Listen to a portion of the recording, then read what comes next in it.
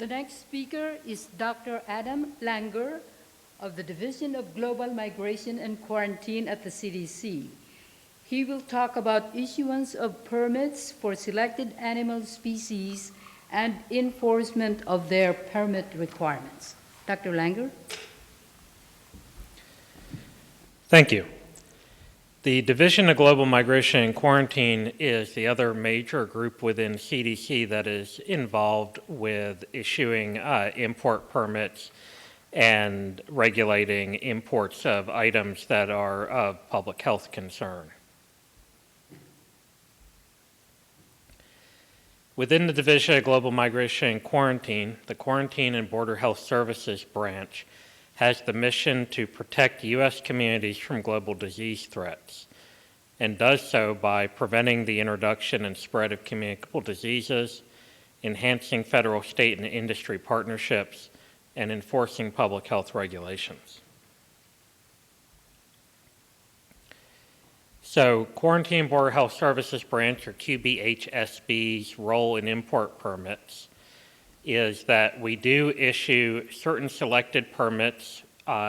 We also call them letters of permission in certain cases for particular species of live animals that are restricted under CDC regulations, and also for products derived from those animals that are restricted under CDC regulations.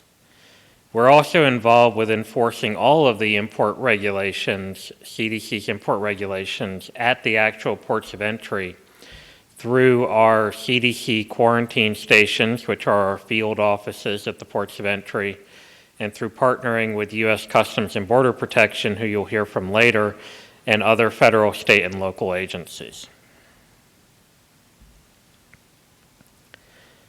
So the Quarantine Border Health Services branch issues permits and letters of permission for animals that are part of the family Viverridae, which are primarily civets, but also include other related animals such as genets.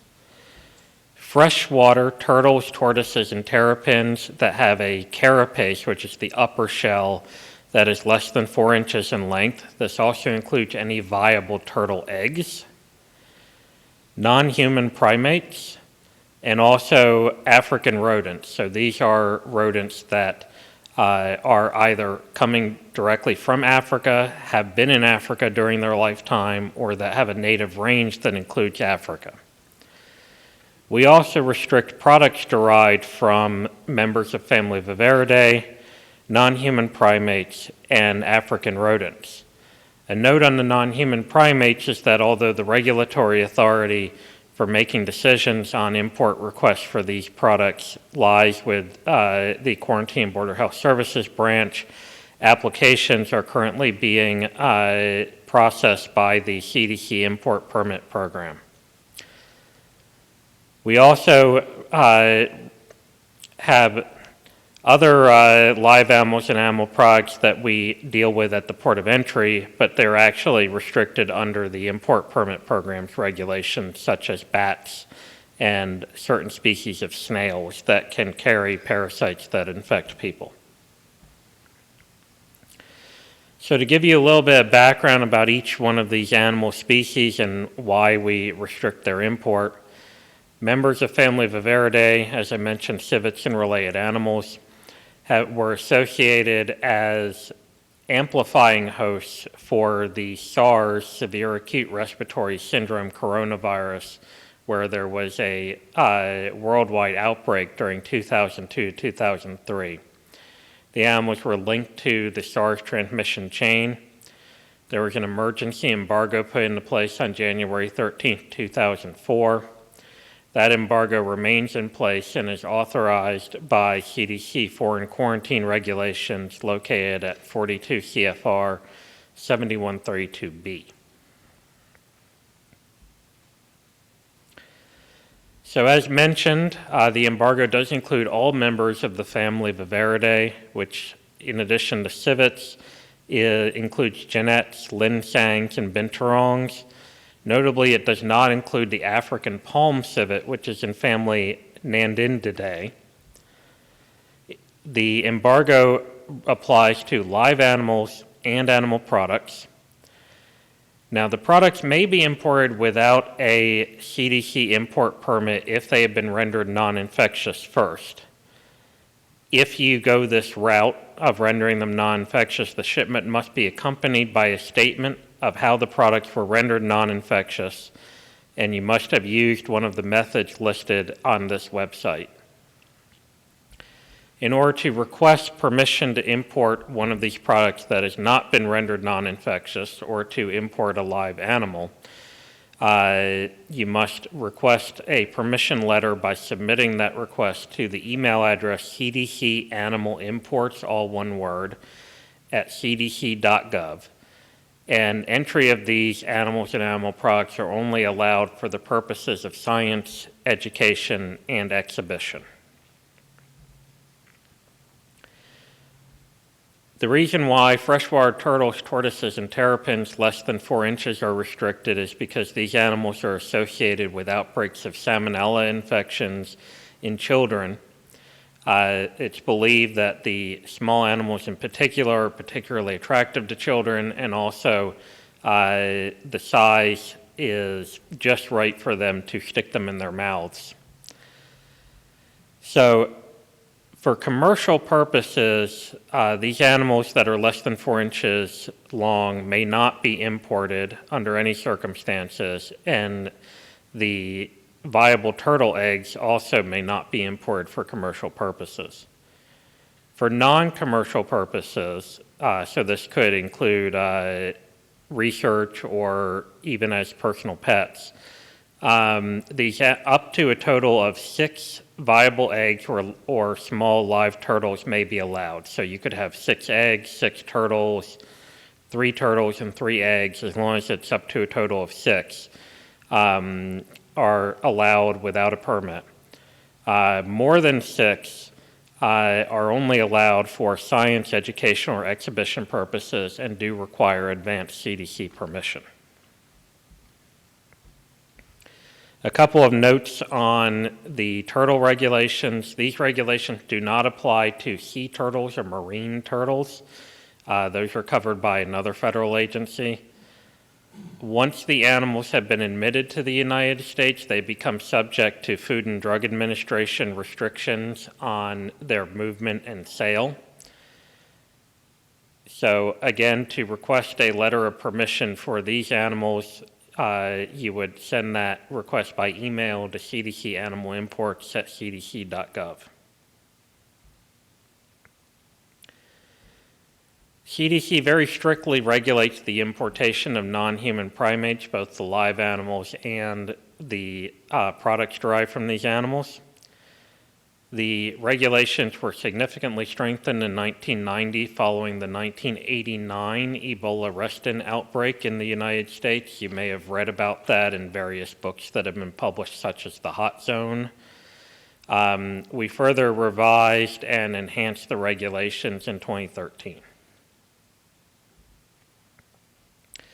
So to give a little bit of history, the 1989 outbreak of Ebola Reston was an outbreak of viral hemorrhagic fever in a group of imported non-human primates in Reston, Virginia. This was first thought to be simian hemorrhagic fever. However, the illness spread throughout the monkeys at the facility, forcing the facility to be completely depopulated, and 500 animals were euthanized. There were no illnesses in people. However, 6 people who were associated with the facility or with the outbreak response later developed antibodies against Ebola, indicating that they had been exposed and infected with the virus, but it never caused any disease, fortunately. So for live non-human primates, any individual or organization that wishes to import these animals must register in advance with CDC. These animals may only be imported for purposes of scientific research, education, or exhibition. And to receive additional information on registering as an importer of live non-human primates, again, contact us at the CDC Animal Imports at cdc.gov address. There are strict procedures for shipping these animals and transporting them to a CDC-approved quarantine facility where they must undergo a 31-day quarantine period after arrival. And these quarantine facilities are subject to unannounced inspection by CDC. So just to give an example of some of the issues prior to the 1990 regulations, you can see an individual in this slide who is actually unloading crates that include live non-human primates. So there's one example, there's a crate, and then this person is carrying a crate. You'll notice that she is wearing a respirator mask and disposable latex gloves, but otherwise it's just wearing regular clothing. You also notice that the crates have been mixed in the cargo hold with any number of other items, could be mail or who knows what. Now, following the 1990 regulations, that sort of thing was no longer permitted. The animals must be brought in on pallets in specific crates that are designed for that purpose. They are supposed to be loaded last on the aircraft and offloaded first.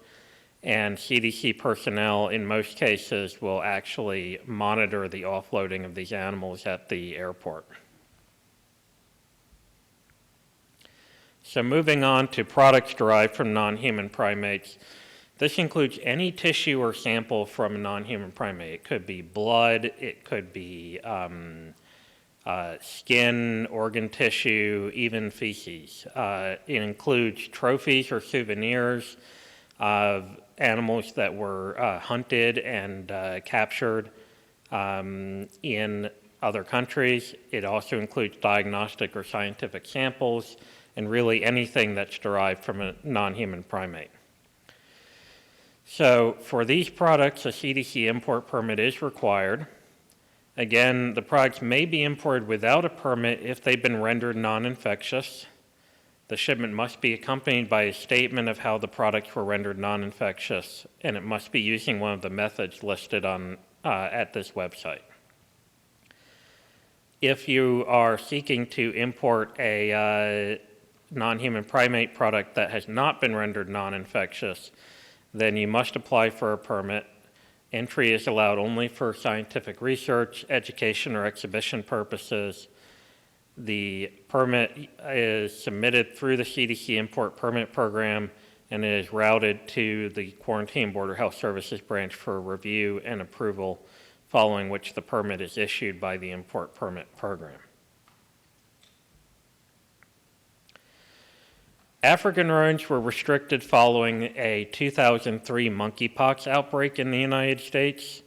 Monkeypox is a zoonotic virus that is found in Africa and is not normally found in the United States.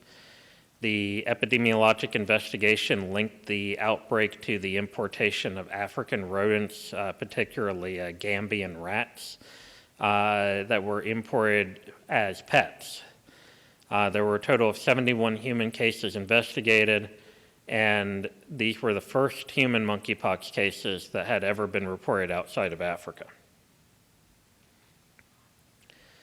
So on June 11th, the Department of Health and Human Services, both the CDC and the FDA, issued a joint immediate embargo and domestic movement ban on African rodents. The international import embargo that was issued under CDC authority was later codified as a regulation and can be found at 42 CFR 7156. The FDA domestic interstate movement restrictions were lifted in September 2008 after FDA concluded that the import restrictions were sufficient to prevent the reintroduction of monkeypox into the United States. So, as previously mentioned, the embargo includes all African rodents. An African rodent is defined as any rodent of any species that is imported directly from Africa, any rodent that was born in Africa, even if it was imported through a third country, and any rodent with a native range that includes Africa, even if that actual animal has never been in Africa. The restrictions apply to both live animals and animal products. The animal products, as mentioned previously, may be imported without a permit if rendered non-infectious, must be accompanied by a statement of how they've been rendered non-infectious, and one of the methods listed at this website must be used for rendering the products non-infectious. To import either live animals or animal products that have not been rendered non-infectious, you must apply for CDC permission. Entry will only be allowed for scientific research, education, or exhibition, and the request should be submitted to CDC Animal Imports at cdc.gov. So the next portion of my presentation is going to refer to CDC operations at U.S. ports of entry to enforce these import regulations and also discuss our partnerships with other agencies at these ports of entry. So Quarantine Border Health Services Branch operations, we manage CDC quarantine stations and strategically lead the U.S. quarantine system with key partners. We execute federal authority for quarantine, isolation, and disease surveillance at U.S. ports. This slide shows how many U.S. ports of entry there are, and also their locations, and also the locations of the CDC quarantine stations. So the yellow circles are the locations of the quarantine stations. In most cases, they're located at the major international airport in that city, although in a couple of cases, they're located elsewhere. And then the orange diamonds represent the over 300 U.S. ports of entry. So a U.S. port of entry can be an airport, a seaport, or a land border crossing. So each quarantine station, as we obviously do not have one at every port of entry, has an area of jurisdiction. And this slide indicates the jurisdiction for each one of our quarantine stations. So our operations at the port of entry, we provide support to U.S. Customs and Border Protection for CDC-regulated imports. We coordinate with other agencies as needed. We make entry decisions on CDC-regulated imports and coordinate with the import permit program to ensure that restricted imports have proper permits and documentation. If you have an issue with an import issue at a specific port of entry, your best approach is to contact the quarantine station that has jurisdiction over that port because they'll be most familiar with the local issues. This website includes contact information for all the quarantine stations. If you have a more general question or you're requesting an import permit or a permission letter, you should direct those inquiries to CDC headquarters, either to the import permit program or to the Quarantine Border Health Services Importations and Animal Contact Team, depending on what item you're wishing to import. Thank you very much, and I'll be happy to take questions during the panel later in the presentation.